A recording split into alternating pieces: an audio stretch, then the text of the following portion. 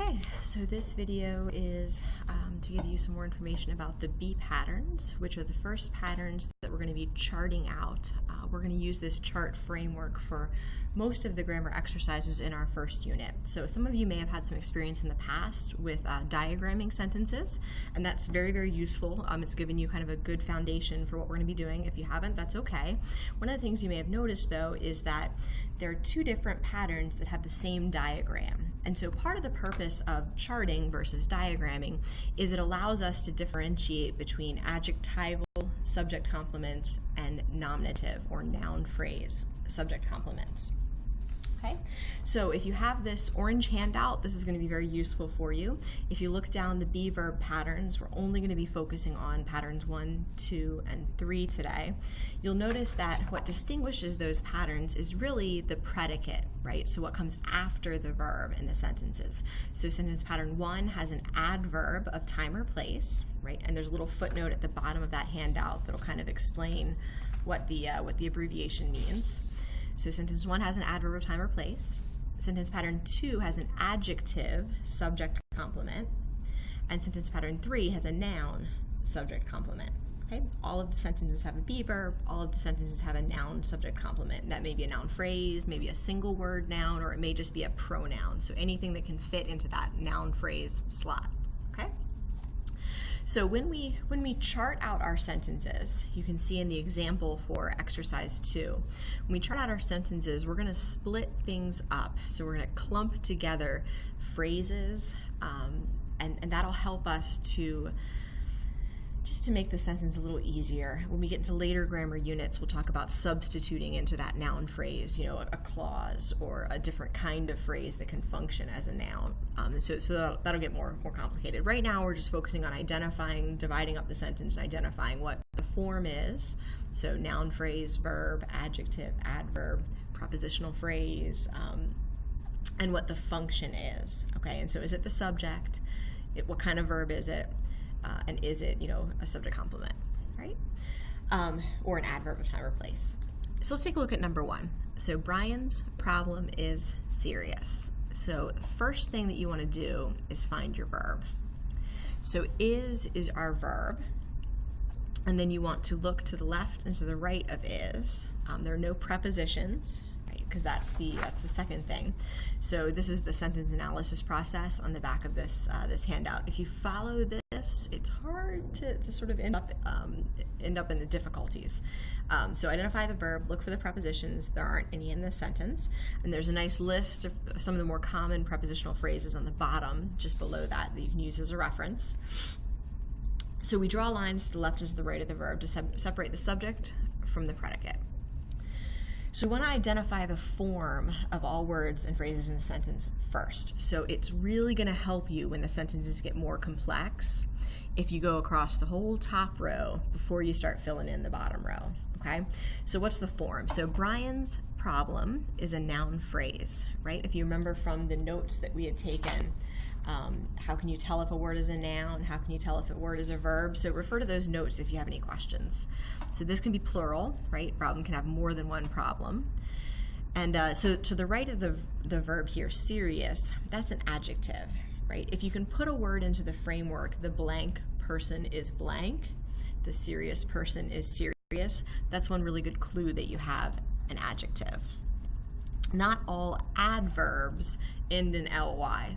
Many do, but ly is kind of a good basic, gauge. But use the framework and use some of the notes that we had taken about what distinguishes the adjective and the adverb from each other. Specifically, those questions. Those will help.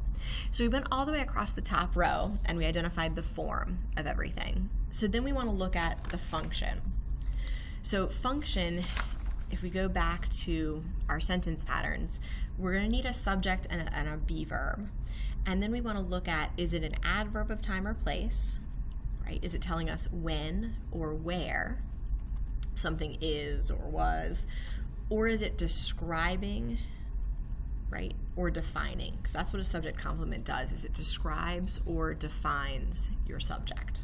So this one's our definition, this one's our description. So we know we have a adjective, right? And so we have, in this case, we're describing the problem as serious. So subject, be verb, and subject complement. Okay, so function goes on the bottom, form goes on the top. If you look at the notes, there are only so many things that you're going to have form-wise. So noun, phrase, verb, adjective, adverb, prep, or prepositional phrase. That's it. You're not really going to have anything else on that top row. And to figure out the bottom row, you can use those 3 sentence patterns to sort of figure out what you have in the bottom row. Okay. So with an adjective, subject, complement, this is going to be sentence pattern 2. All right, so let's take a look at the second one, which is on the back. So the workers are on the roof, right? So if we follow our instructions, we read the sentence, we want to identify the verb, right? There's only so many be verbs. So we had said in class, is, am, are, was, and were are the 5 be verbs that we're going to have in this first grammar unit. There are more be verbs, but we're not going to encounter those until a little bit later. So in this case, our verb is are. So then we want to see if there's any prepositions.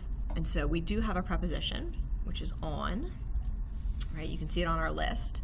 There are a couple of prepositions on the list that you have to be really careful about, and so take a look at those little footnotes, but on isn't one of the ones that's kind of complicated.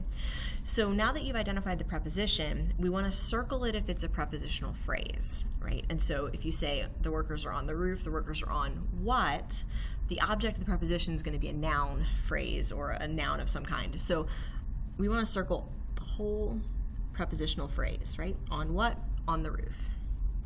Okay, so once we've circled that prepositional phrase, we're ready to draw our lines to the left and to the right of our verb. So then we want to identify the form. So going from left to right on the top row, the workers, that's our noun phrase. So put the one after that. You won't really need it until a little bit later on, but eventually when we get to more complicated verbs with direct objects and things like that, you'll have noun phrase 1, noun phrase 2, and so getting into the habit of just saying noun phrase sub 1 there will make it a little easier for you later on. So we've already circled this prepositional phrase, so it's kind of optional. If you really want to fill in all the boxes because that just makes you happy, you could put down that this is a prep phrase, but for our purposes, since all we're going to be circling is prepositional phrases for right now, you don't necessarily have to label it a prep phrase. So you can kind of skip that, and that'll be fine. You won't lose any credit that way. So now that we've filled in the top row, let's take a look at the bottom row.